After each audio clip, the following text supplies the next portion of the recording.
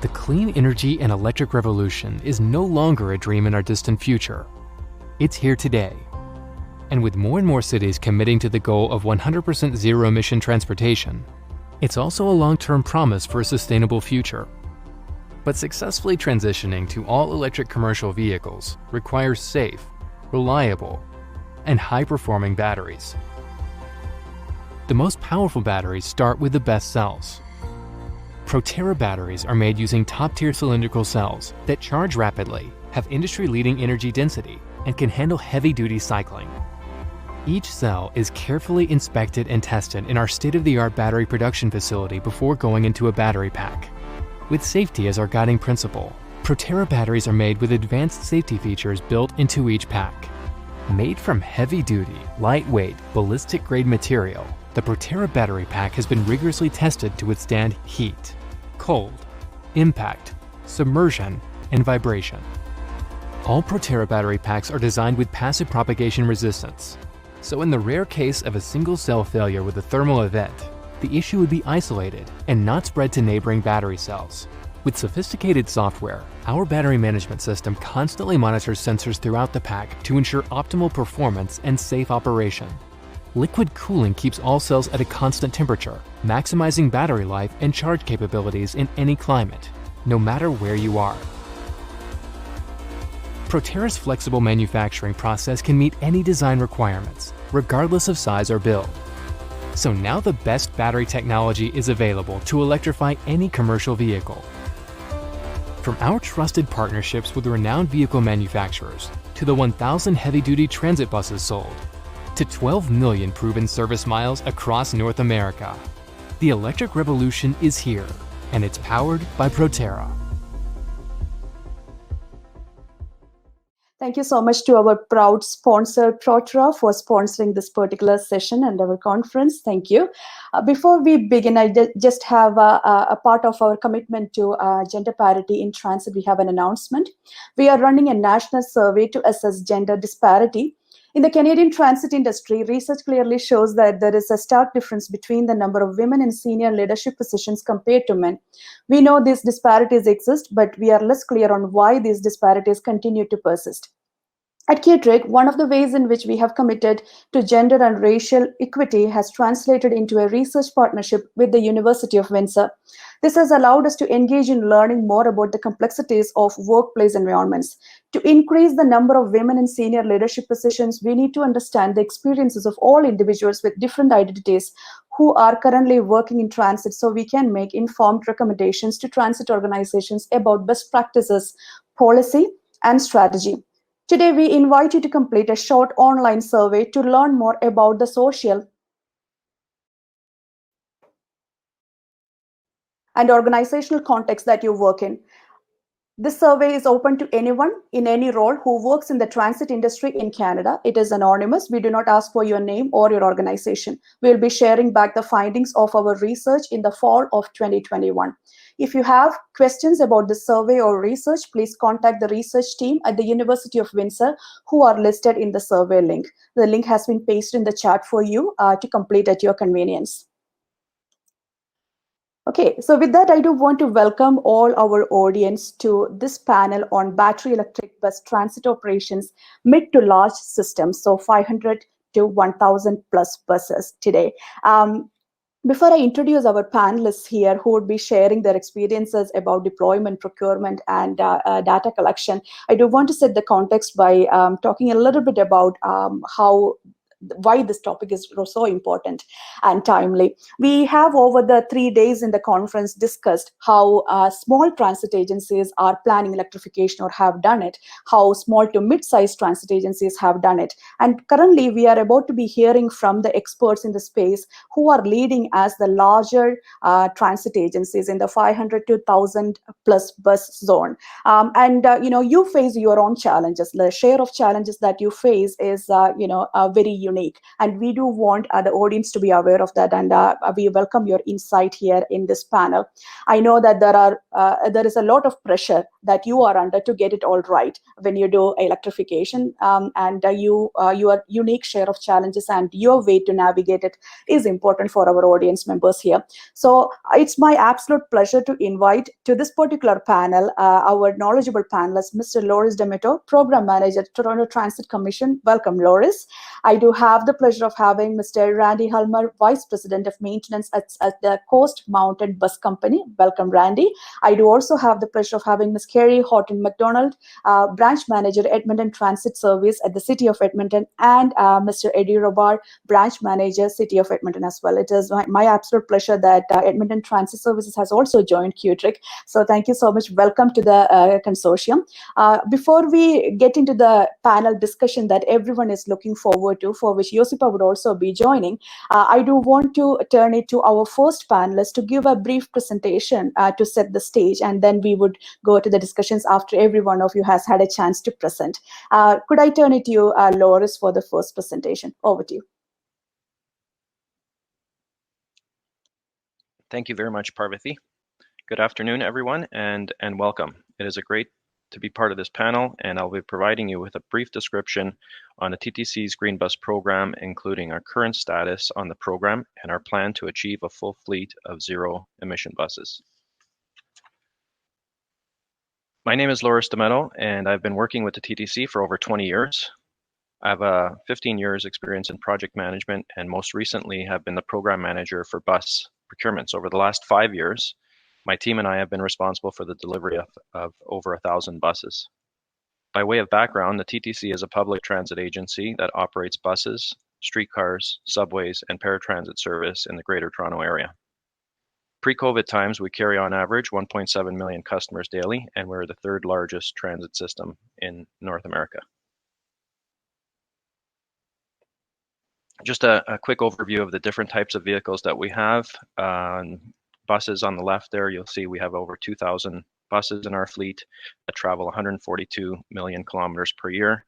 Streetcars, we have 204 streetcars which travel over 11 million kilometers per year. Paratransit vehicles, we have 264 Wheel-Trans vehicles with 45,000 active registrants. And on the subway side, we have 876 subway cars with 98 million kilometers per year. So I'll get into our Green Bus program overview. So in 2017, TTC made its first significant move on its Green Fleet program, targeting a completely zero emissions fleet by 2040, which is in line with the City of Toronto's Climate Action Plan. This slide reflects the transformation to zero emission buses. You'll notice that the first vehicles we ordered were clean diesel buses. So before we even began our transitioning before we ever began transitioning our buses, you'll notice that we reduced the emissions by 25%, and the last clean diesel bus we purchased was in 2018. The next phase, hybrid electric buses, reduce emissions by 47% and will serve as a reliable transition technology to our e-buses, which are of course zero emissions. We're currently in the process of releasing an RFP for over 300 hybrid electric buses and 300 e-buses for delivery between 2022 and 2025. Next, you'll notice infrastructure. Something our partners at Toronto Hydro and OPG are helping us with, and something that our fleet cannot be sustained without. And obviously, it's required ahead of bus procurements. Our end goal, of course, is a complete transformation of our business and transportation within the Greater Toronto Area and beyond. As mentioned, in non-COVID times, we transport about 1.7 million people on the TTC each and every day. Bus is and has always been the most popular mode of transport and is the backbone of the TTC. In order to support this, we need to procure over 1,600 eco-friendly buses in the next 10 years to replace end-of-life buses and support the city's growing population. After 2023, we'll be only procuring electric vehicles. And once our fleet is fully electrified, we'll be removing approximately 200,000 tons of GHG emissions per year. At the bottom of this slide are photos of our three types of e-buses in our fleet. We have 60 e-buses on the road made by 3 different manufacturers, BYD, Proterra, and New Flyer. We've been evaluating different aspects of these vehicles in real time, and our customers, operators, and maintenance staff are evaluating them as well.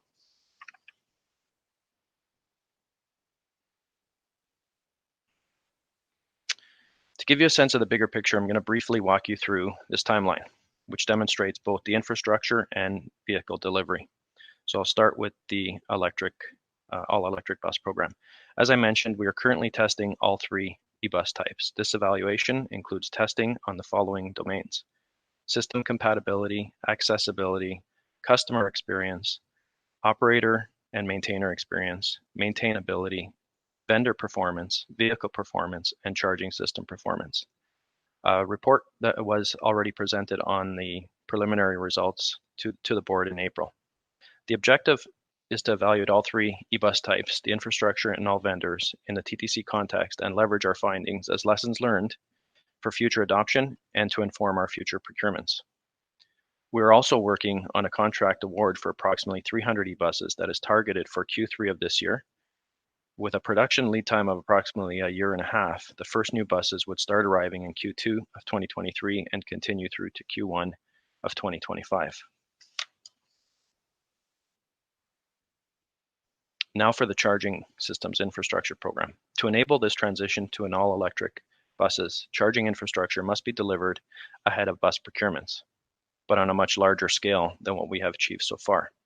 The garage electrification schedule will be outlined in another slide. In order to achieve this, TTC has been working closely with Toronto Hydro and OPG, and we have signed a formal memorandum of understanding outlining our way forward. This principal agreement will be finalized later this year and will establish the delivery model of the charging infrastructure. This tri-party agreement ultimately will ensure charging systems are in place as the e-bus fleet grows and allow the TTC to focus on its core business, which is to serve our customers. In the meantime, while this is all going on, feasibility studies are underway and preliminary designs are being progressed for the next wave of e-bus charging infrastructure systems. As described earlier, TTC entered into a memorandum of understanding with TESL, Toronto Hydro, and OPG in May 20, and this occurred in May of 2021. The pictogram above describes the roles and responsibilities outlined in the MOU and will form the framework for agreement. So Toronto Hydro will provide reliable electrical supply to TTC sites prior to the electrification of the property. OPG will co-invest, design, build, own, maintain, and operate the electrification infrastructure at TTC sites under the definition of the principal agreement, including performance requirements. And finally, TTC will define the scope, funding, coordinate amongst stakeholders internally, and to provide oversight to design, procurement, construction, and operation performance. Some of the key takeaways of this agreement are the alignment of goals and objectives between the TTC and our utility partners. And it also allows the TTC to focus on our core business of delivering safe and reliable service to our customers. As mentioned earlier, the garage electrification schedule needs to occur prior to, the garage electrification needs to occur prior to the delivery of the buses. Listed in this slide is the current electrification schedule. The following high-level sequence of TTC bus garage electrification was based on a number of factors, including garage headroom, structural capacity, Toronto Hydro feeder challenges. In addition, an equity lens was applied when determining the sequence of garage electrification and which routes would first be served by e-buses. This was achieved by prioritizing garages that served the largest number of customers traveling to and from neighborhood improvement areas. To ensure charging capacity is available ahead of TTC's green bus procurement schedule, 3 or 4 garages will be in construction at any given time over the next 15 years. So this significant undertaking requires careful consideration of what scope is required and who is best positioned to deliver it. And with that, that's the end of my presentation.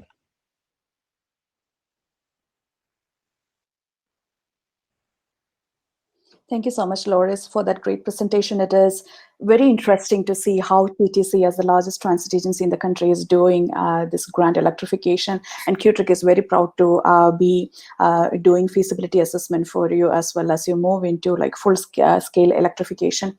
And the the customer focus that you highlighted a couple of times. Like at the end of the day, you want to deliver the customer service at its highest value to your clients, to your riders. That is, that was the core of your presentation as well. So thank you so much for the painting that great picture. We would have a lot of questions from our audience in the Q&A session, but I now want to thank you and turn to our next panelist, who's going to be Mr. Randy Helmer, from Vice President Maintenance at Coast Mountain Bus Company. So Randy, over to you for your presentation. Great, thank you very much, and thank you for the invite today to speak to everyone. Essentially what I'm going to do is I'm going to go over some of the findings that we've had, some of the things that worked and didn't work. I'm going to focus obviously on the great things that we've found, and then I suppose if you just put it all together is that just don't do the opposite, and that would be what didn't work. But just to start off, Coast Mountain Bus Company, we're part of TransLink. We're an operating company of TransLink, and we're in Metro Vancouver, and Metro Van is the largest single transit service area in Canada, and it spans 21 municipalities, 1 electoral area, and the Tuassins First Nations community. And so as you can appreciate, there's an awful lot of politics involved, and there's an awful lot of interest in what we're doing.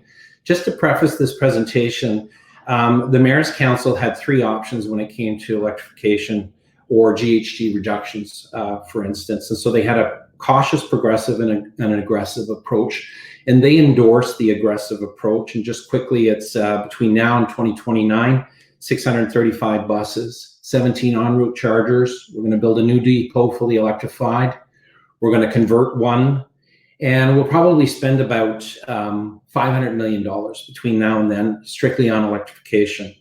And that will yield a 44% reduction in GHG. And that's from our 2007 baseline numbers that we have. So in our fleet, we have 1,700 buses, and we already have 262 trolleys. So we do have some experience with electric buses. And like most of you, we have a variety of propulsion systems, which you see on the slide here. We have 40-foot buses, Arctics, double-deckers, handy darts, community shuttles. We have 7 depots. We're currently, as I mentioned, we're designing a 300-bus facility right now, and it's scheduled to open in September of 2025. We have 4 C-bus passenger ferry vessels, and it goes from our downtown terminals. It crosses our Burrard Inlet and services the North Shore. And we're currently completing, through the support of the mayors, we're completing a preliminary design for an all-electric C-bus vessel, which will be built in the next couple of years.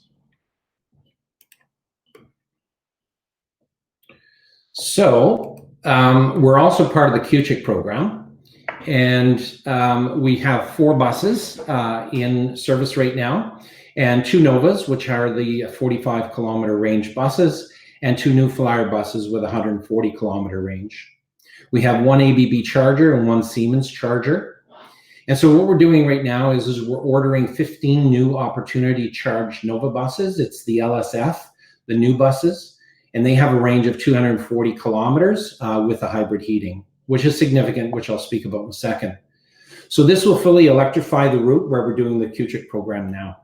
And we want to test the new bus, the new Nova bus, this winter. So what they will be doing is they will be providing us a demo bus to give us an idea of how it's going to operate over the winter months. And then shortly after that, we're going to receive our first pilot bus. And again, I'll mention something about that. And a year later, the bulk of the order will arrive. Now, it is important to have your pilot bus arrive and in operations, even if it does mean delaying your service for the remainder of your fleet for perhaps up to 1 year. So some of the lessons learned, battery size does matter for en route charging in particular. So the recommendation is go as big as you can without sacrificing passenger capacity. And then this will go a long way to future-proofing your system because of the obvious reasons, such as you'll be able to move them into and onto different routes, some of which are going to be longer. On the Nova buses, for instance, the new Novas that we're getting, they have a 240-kilometer range, and that's with the diesel hybrid heaters. So with an all-electric heater, you're only going to get 105 kilometers. So I'm sure not very many transit agencies in Canada, or in many parts of the US for that matter, can live with that reduction in range. So you have to take that into consideration. And something that I already mentioned is that we strongly recommend a pilot bus to get to the true feel of how it'll operate in your particular application. And it will delay your procurement schedule, but it certainly is well worth it.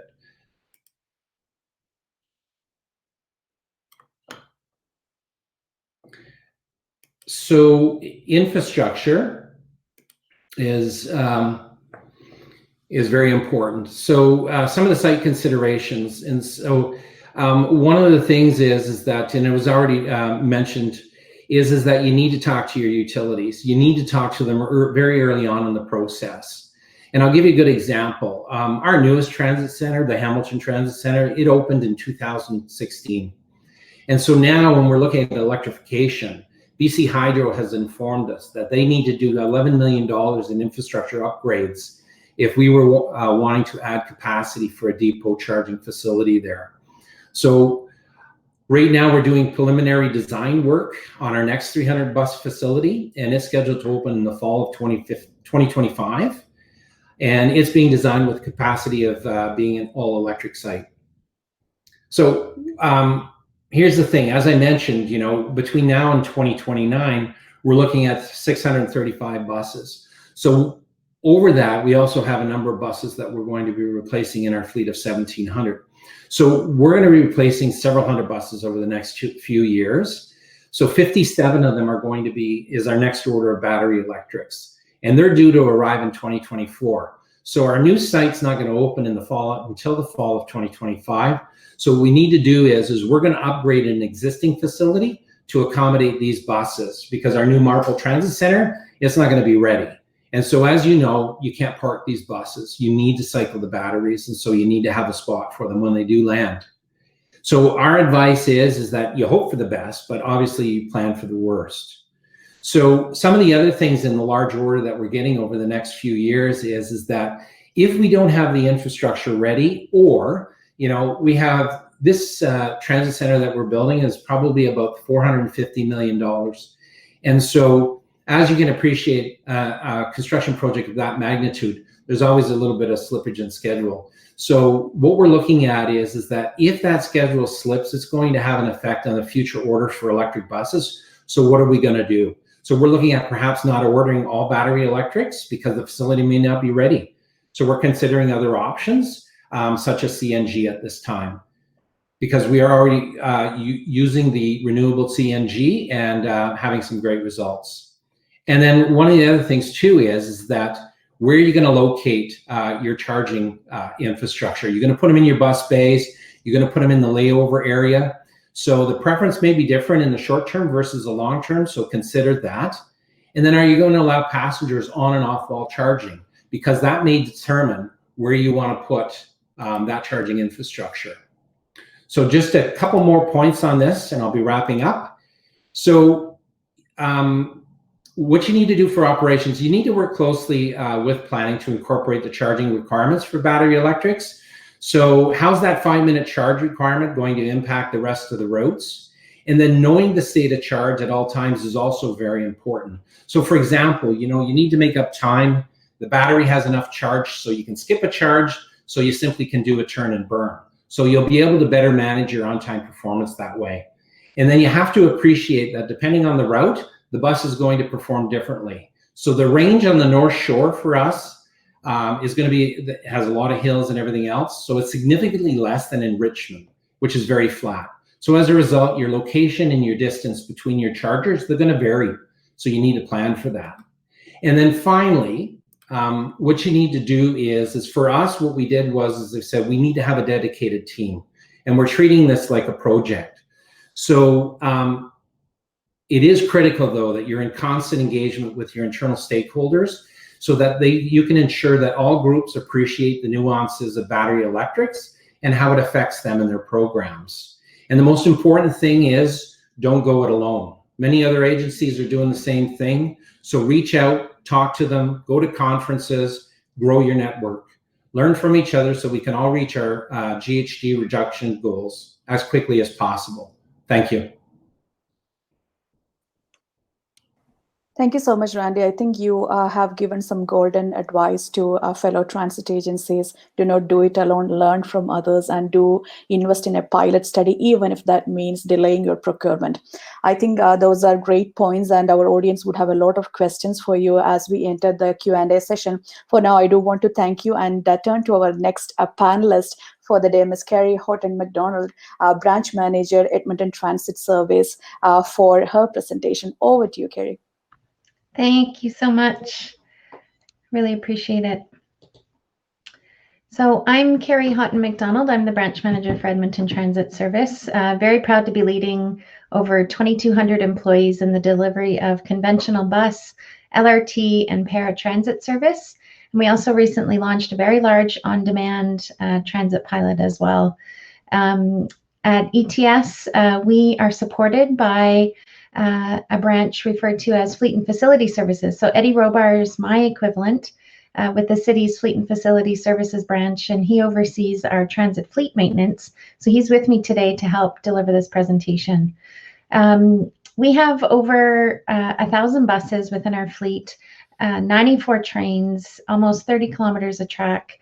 And we're very excited because we've been transitioning to battery electric buses. So we have 40 buses in our fleet and are in the process of adding 20 more, thanks to a recent funding agreement with the Canada Infrastructure Bank. We're really excited. We're on a journey of modernizing transit in Edmonton. We've got lots of LRT expansion happening, and it's just a really exciting time for us to be in transit and to be with the city of Edmonton. So again, we're really excited to be here to talk about the journey that we've been on.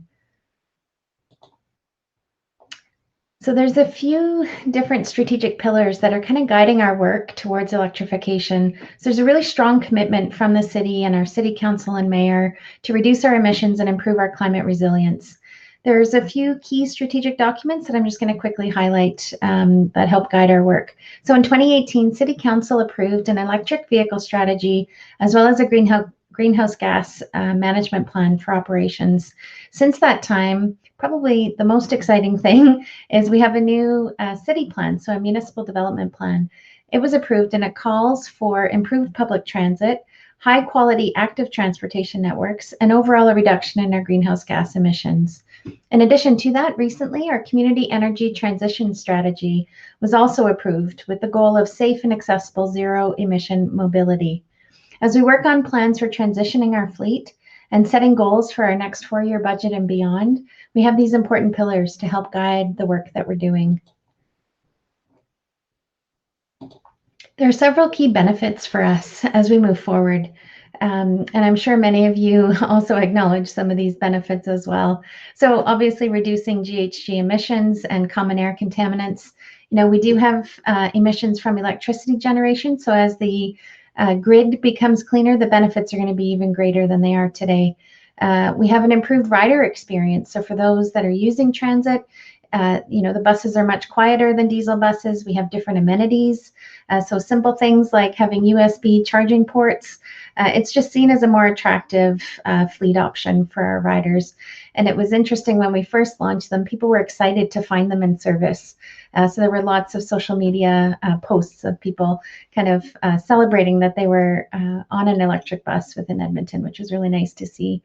Another benefit, improve the health of our community. So things like reducing residential noise, thankfully due to having the quieter vehicles.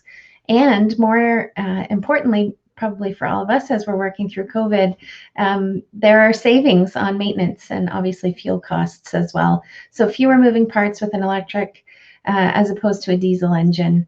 And with that said, I'm now going to turn it over to Eddie, and he's going to describe some of the specific steps that we've had on our journey and describe what comes next for us.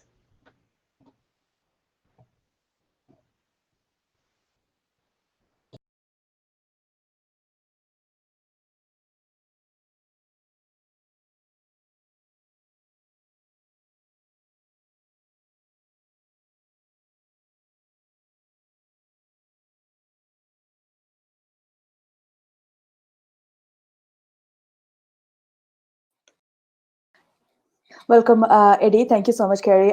You may want to unmute yourself. We can't hear you. There you go. I'm talking to myself. That's fantastic. Thank you. Yeah, so we've been on this journey of electric buses since 2015. And this strategy was approved by our city council with really the vision to be one of the leaders in Canada around transitioning our fleet to electrification, just like the other presentations that you've seen here today. 2018, our council approved our greenhouse management plan. Carrie talked about it earlier, which really looks to get about 440 buses here by 2030, and as well kind of really aligning with our city plan and moving us into that future of lower GHG emissions and that carbon neutrality goal. In the same year, the electric bus contract was awarded to Proterra, where we purchased 40 electric buses. And it was, at the time, one of the single largest purchases in Canadian history. So we were pretty proud of that. 2019, saw a lot of facility upgrades. So when we talked about, it's not just the buses, and it certainly is not just the buses. There's a lot of facility upgrades that went into our Kathleen Andrews facility to house these buses. Lots of improvements that we had to make sure that we could, really have these launch operationally in a way that that really fit into our fleet. And then fall of 2019, we received 2 test buses to test those vehicles against our city. We did everything from loading them with sandbags and driving them up hills to make sure that they could do what we needed them to do, and as well testing throughout the winter months to make sure that we could get the range that we were looking for. 2020 saw the delivery of those 40 electric vehicles and went into service in August of 2020. So with the electric buses, they're capable of doing about 14 to 15 hours of service per day, and it can serve about 352 kilometers on a full charge and upwards of 500 kilometers in really warm weather or in warmer weather. So what comes next for us? We're analyzing how we convert more buses to electric, as well as the infrastructure requirements as we move forward and eye our 2030 timeframe. So it's like opportunities and challenges and major decisions that we all have to make when we're working through these programs is really around the one thing we kind of wrestled with was long range versus short range buses. Obviously, we chose long range in part because we didn't want to create a fleet within a fleet.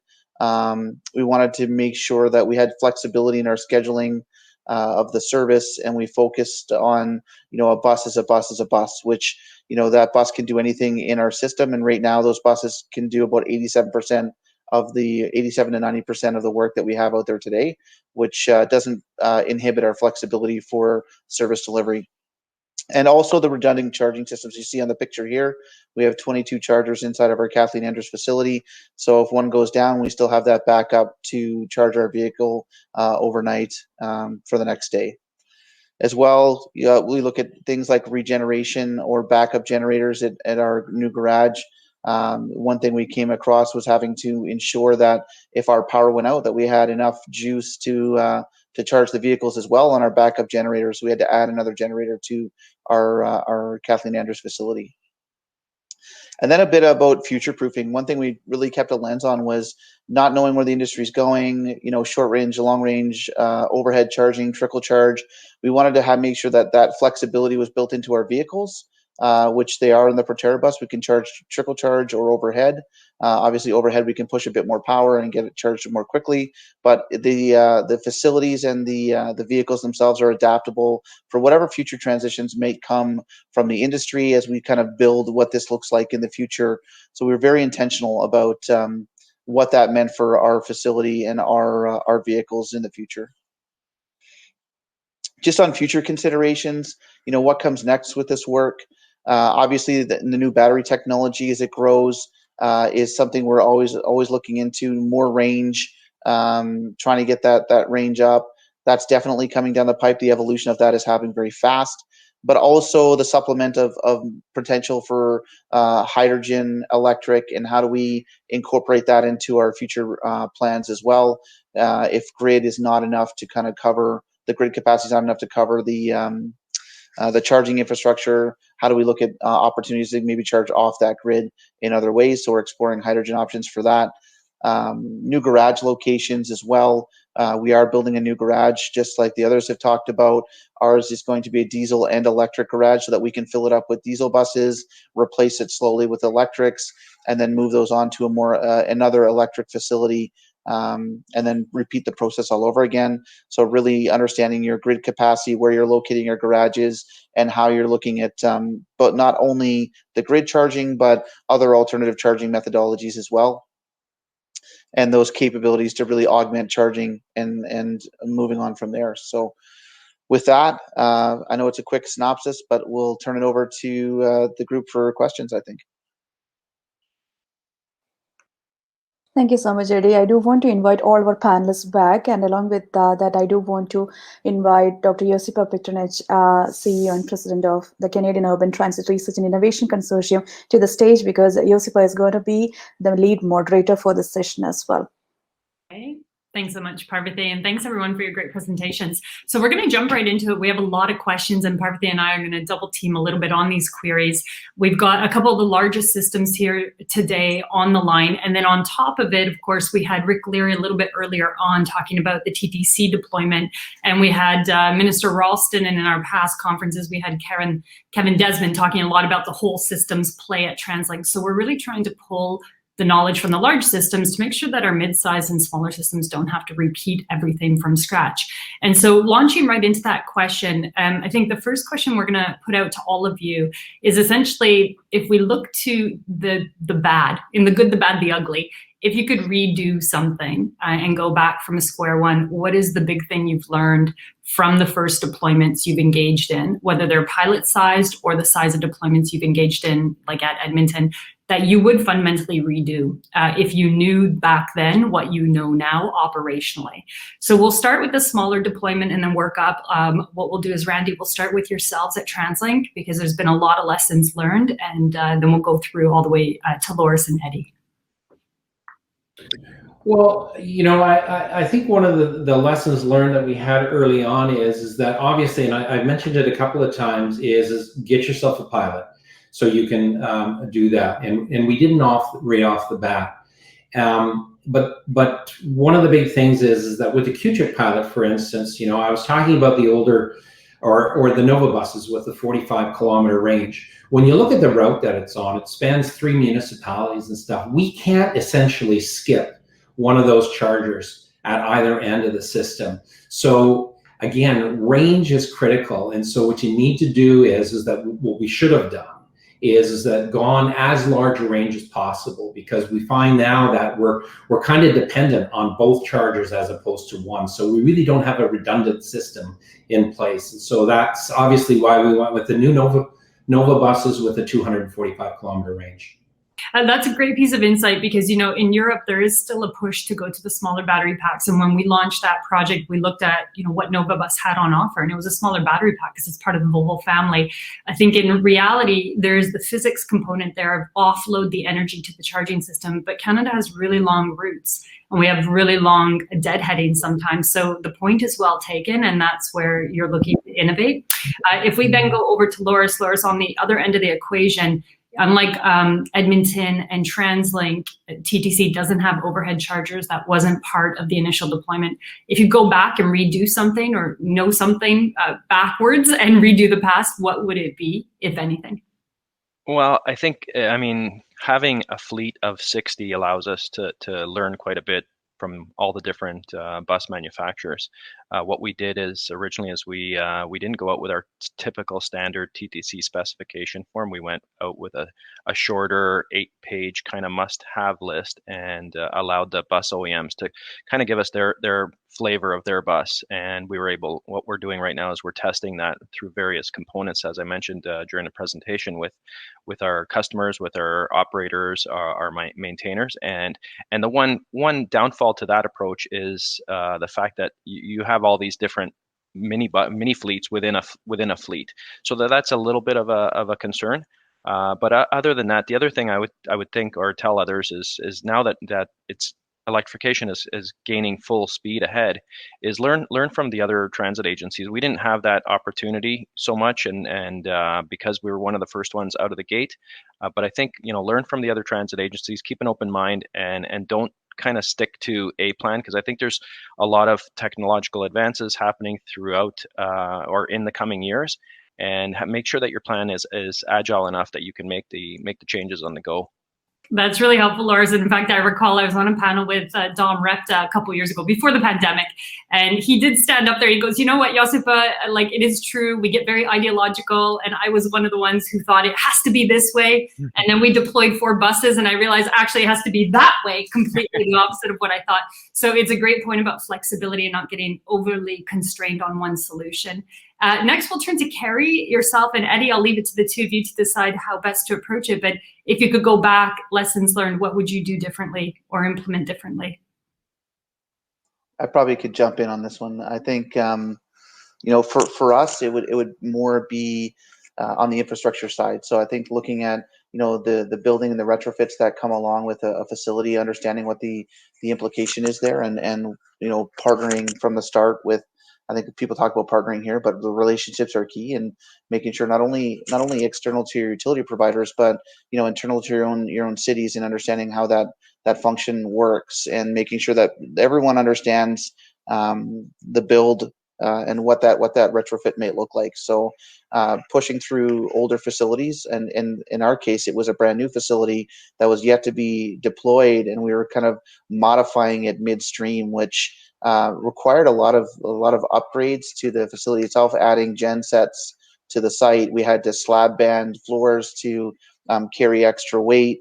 We had to find space for AC/DC converters, and these inverter systems themselves. So I think there was a lot of work that goes into kind of shoehorning stuff in, and can you make it work, but you've got to be understanding what those requirements look like. And I think like Laura said, kind of looking at other people that have done it before, and what those requirements look like. We didn't have that either, and we were kind of learning as we were going, and modifying a build of a new facility as we were building it. So I think those were big challenges for us, and if I went back, it would be nice to have that all pre-planned before we ever did any of that, and that's something I would change right off the start. But ultimately, you make things work, and it kind of works out in the end. But had I hindsight 2020, I probably would have attacked that one a bit differently. I think those are great insights, Eddie, because the picture you put up of the overhead pantographs on the basically the rail stacks, like in the facility, love that photo. And for years we were trying to get some of our agencies to go down that pathway, but the frank reality was they weren't sure if it could actually carry the weight on the roof. And so they're just parameter conditions that come into play. Everybody would love greenfield, but perhaps learning from the Edmonton installation, you can kind of get in that gray brown field midway implementation of what could theoretically work. So with that, I'm going to turn to Parvati for the next question. We have a lot coming in from the audience. For sure. Thank you, Josipa. So I do want to turn to our audience, like our panelists here. Maybe I would start with you, Loris, as well, because you did talk about the large fleet electrification. And one of the things that is getting repeated throughout our conference is buying the bus is an easy part of the puzzle. Making them part of your family, your fleet family, is the harder part. So as a larger transit agency, like what resource optimization did you benefit from? Were you able to leverage any of your existing resources to maximize your success? Great question, Parvati. I think being one of the largest transit agencies, we've got a vast history of deploying vehicles and getting them into service. So even if you just look at the conventional diesel buses, it's been years and years and years of fine-tuning that operation into getting it to the way it is in terms of service planning, running the vehicle through the bus wash, and placing it in the garage, getting it ready for the next day. So they've had years of doing this type of work, and they're very good at getting service out. So having the experienced crews and teams that operate the buses, maintain the buses, and provide service planning has allowed us to leverage their learnings and all of their creative information in order to use that with the restrictions that you have on the electric buses. A bus is a bus, but an electric bus is a lot different than a diesel bus. And when you can put a diesel bus out on the road for 400 plus kilometers or for 24 hours, you have to look at your operations completely different. And that's what I meant at one of my first slides in terms of business transformation.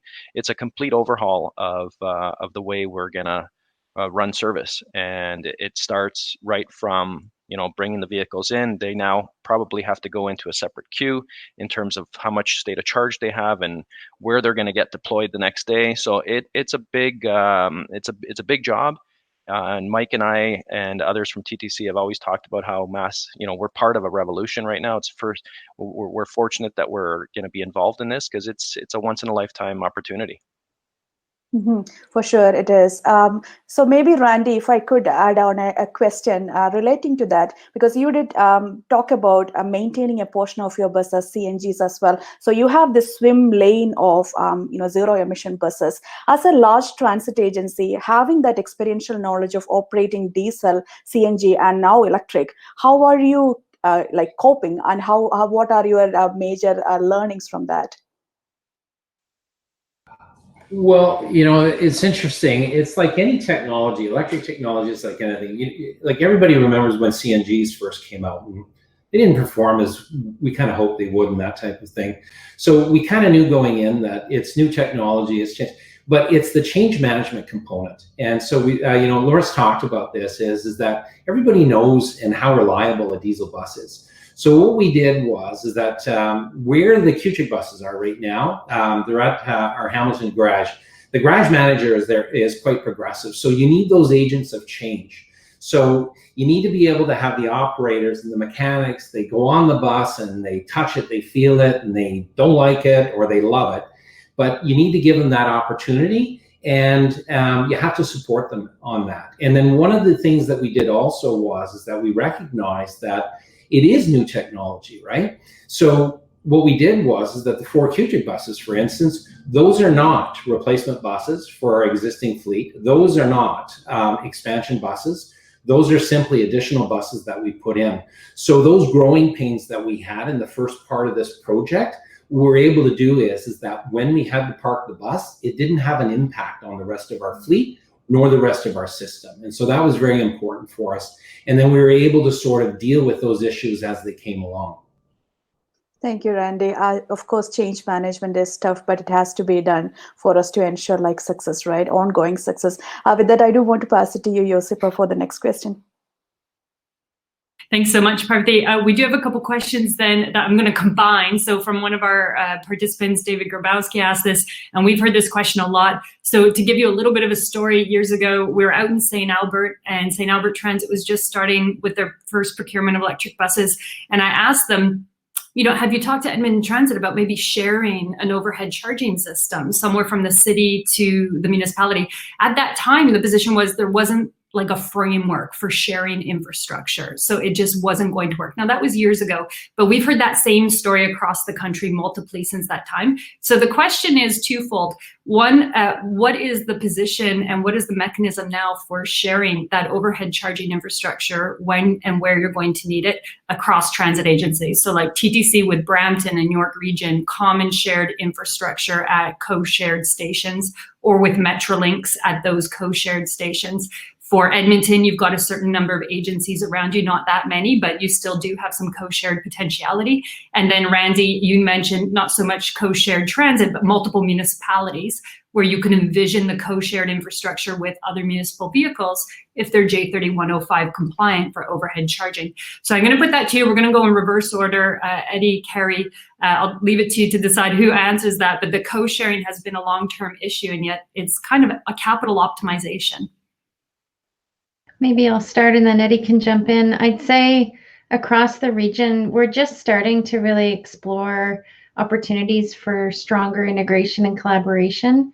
I think we've been talking a lot about more so on the operation side and less so on our infrastructure and fleet side. But maybe Eddie, you want to chime in about some of the work that you've been doing with it. And sorry, Carrie, Eddie, if I can add in there, David was asking also about co-sharing of infrastructure at your LRT stations as well. So sort of maybe you're not internally sharing your own infrastructure between subway, LRT stations, and potential bus usage. Yeah, we've definitely been exploring options with our partners around co-location of terminals and not asking our cities to kind of build on infrastructure that we already have available. I think that sharing opportunity is growing. Obviously, we're looking at things like regional commission and combining work together. We're working together on a smart fare program that's launching this summer. So, but I think on the infrastructure side, we are exploring our opportunities with Strathcona, Calgary, Banff. Just on opportunities to kind of get together on projects in which we can start building the infrastructure. So as an example, the hydrogen work that we're going to start exploring is a pretty exciting opportunity for us. But, as we start to build hydrogen fueling stations, we're not going to be doing that all over the place, obviously. So we're looking and partnering now with the city of Strathcona around a project on hydrogen fueling that would see us build and construct a fueling station that would be used by multiple partners. And I think that not only that, exploring also opportunities for public consumption as well. So like getting into that field. So there's a lot going on in the city of Edmonton with regard to possible sharing of infrastructure across the region, and obviously public, private, and what does that mean? So lots to be had on that front. And we are exploring those opportunities for sure. Yeah, definitely. And I think in Alberta in particular, it can be a force for encouraging the greenification of the grid, which has been a longer term issue, right, for the province. So bravo on that. Next, we'll go over to you, Loris. It's a GTHA issue. It's been there for a while in terms of co-sharing of stations, but also with Metrolinx in terms of all of the stations. A lot of the electrical is there.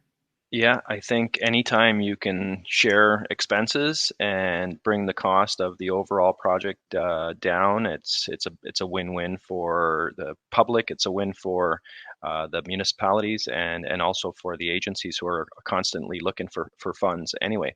So if there's a potential to share infrastructure, we're all for that. We're looking actually at inputting into some of Metrolinx's early design phases for what would be required at stations when they're talking about the Ontario line and other lines. And if you just look at our subway system itself, we recently expanded into Vaughan.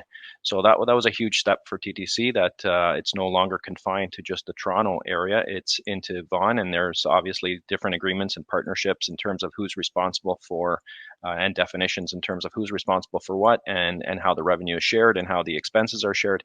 I think if you can nail that stuff down, anytime you can share infrastructure with other agencies, especially on the electrical infrastructure, which is very expensive to begin with, it's a benefit to everybody. And I don't want to suggest that I'm romanticizing or simplifying it. Like, we do know the problems, in some cases, York Region operates the station, but then Metrolinx owns the real estate, but then somebody else owns the assets on top of the real estate. So it does get very complicated, but I truly believe the human brain has enough ingenuity to figure this one out. So Randy, over to you. There's a lot of subway capacity there with the SkyTrain. And of course, you don't have the problems of multiple different transit agencies, but you do have the integration of SkyTrain with your deployments of where you want to electrify. Yeah, so as far as the light rail goes, we changed the strategy from going light rail to our expansion in Surrey to expanding our SkyTrain system. So it's fully electric, and so we're good there. So Dylan Casola, he's our senior manager in low carbon fleet. He did a couple of presentations at this conference. And he's been working closely with the design team to ensure that our needs are incorporated at the loops and stations to ensure that there's power requirements and also the space requirement for charging. So that relationship is there. But one of the interesting ones is that, similar to Loris, we're open to that sharing and everything else like that. So the beauty of doing the en-route charging, for instance, because we're converting one of our other facilities to handle those 57 buses that are coming, and it's going to be en route demand charging. So what we're doing is that we're working with those municipalities very closely, because we have to get the permits and everything else. We have to have the locations, and they have to do the approvals. So that relationship is already established. So there hasn't really been a lot of discussion of, hey, we want to share your infrastructure, but we're certainly setting up those relationships so we can have those conversations going forward. And just quickly, because we were looking at that for CNG, 3 of our sites have CNG refilling capacity. So we're looking at those options also. At least, it's kind of in the back of our mind to see if there's opportunities there. That's brilliant. And Parvati, I'm going to turn to you because I know we still want to squeeze in a couple more questions from the audience. Yeah, so I just want to ask a question. Maybe I would start with you, Eddie and Carrie, about the feasibility assessment piece. Because you have done feasibility analysis, you have deployed these buses, and you have learned from them. What is that one piece of advice that you have for the transit agency colleagues listening to us here about whether or not a feasibility assessment is important when planning like a rollout? Could probably jump in there too.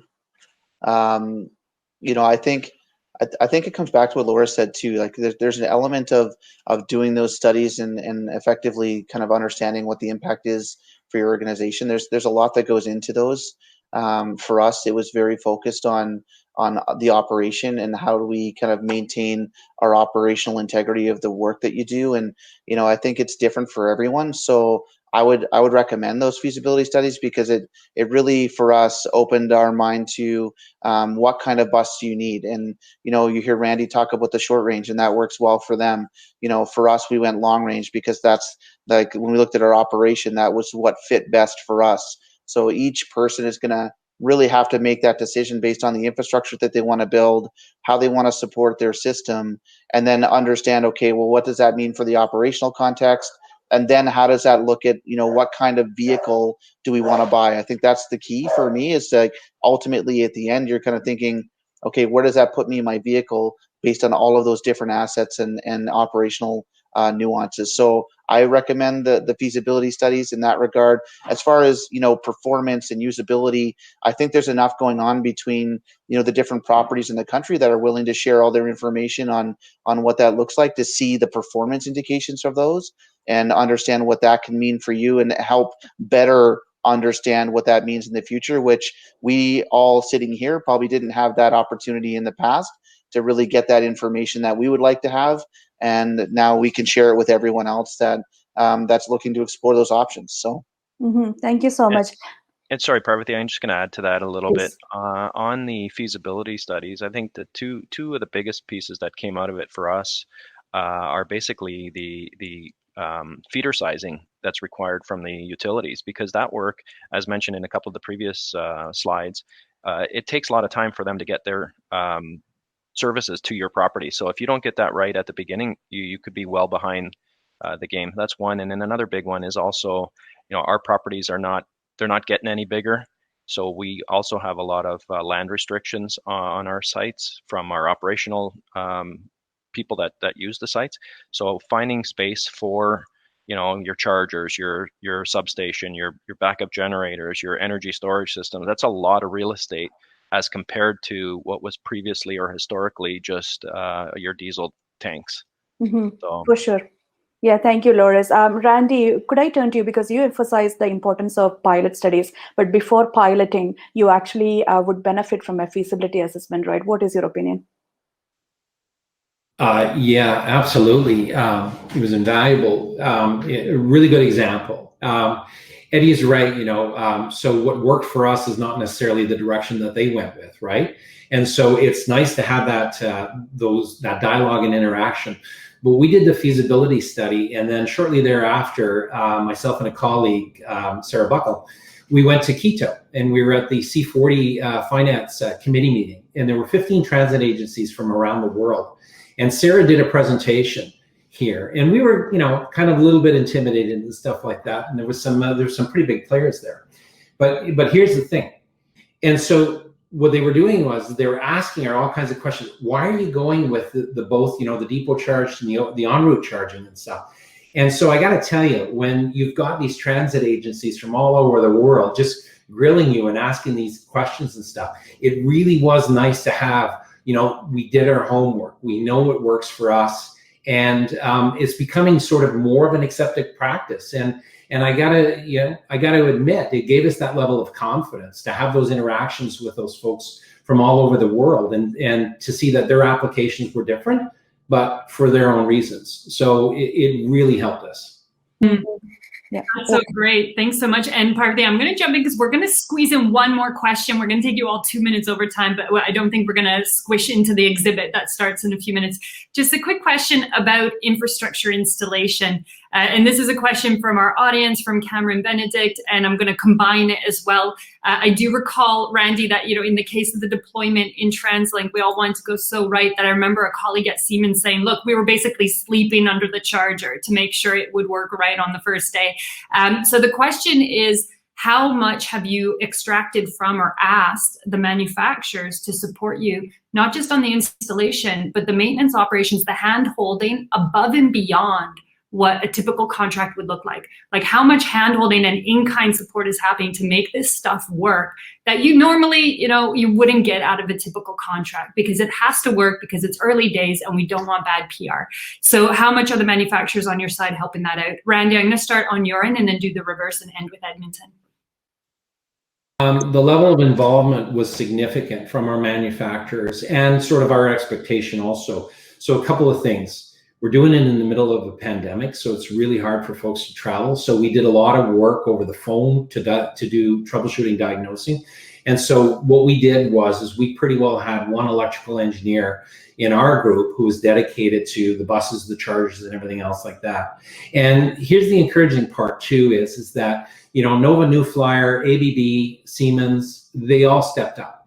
And so they wanted to see this succeed also. So I'm not going to say, it went off without a hitch, but their level of commitment on the project was such that even though we were constrained with the ability to have somebody come in and sleep at the loop, if you will, they were there virtually. And so we were boots on the grounds, and we were hands, and we were trying a number of different things. And so they also have the service contracts for us moving forward. So it's important. And again, they were engaged.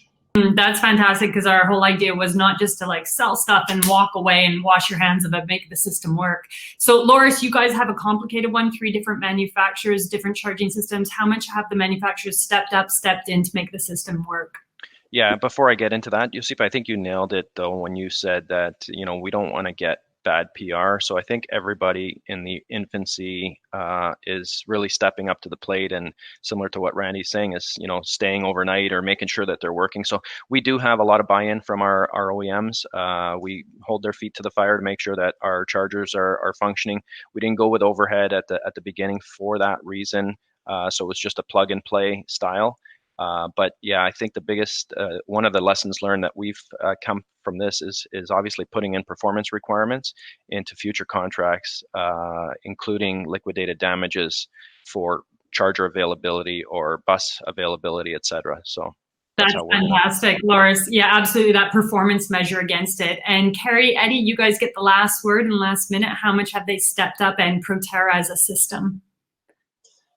Yeah, I think the relationship is probably the most important piece. We use ABB chargers and the Proterra bus. Obviously, communication between 1 and 2, is those niggly things that you're working out throughout the time. I know we've all had those challenges as we worked inside our depots or overhead charging and communication challenges, but I think they've been there beside us the whole time and really looking to coordinate between the 2 vendors itself too. It's not just the city itself, but it's also the bus manufacturer and the charging system provider, and having that great relationship and making sure that these things are going off without a hitch, because it is the first times that these are rolling out in Canada, and these folks that are in this room right now are kind of the pioneers of that work, and certainly it going off without a hitch lays the groundwork and foundation for the future. So I think a lot of folks saw that and know that opportunity and what does it mean for our systems and our country as a whole. So lots of step up from the manufacturer side of it, really to support the outcomes that we're getting right now. So I think it's been very positive in that regard. That's hugely informative. I think from all of you, it's truly the case that it's not the stage right now where it's public versus private in some classic division of sales and walk away. It truly is a collaborative industry, because to be fair to our manufacturers, they're learning as they go as well. Nobody has a full prediction on how everything will operate.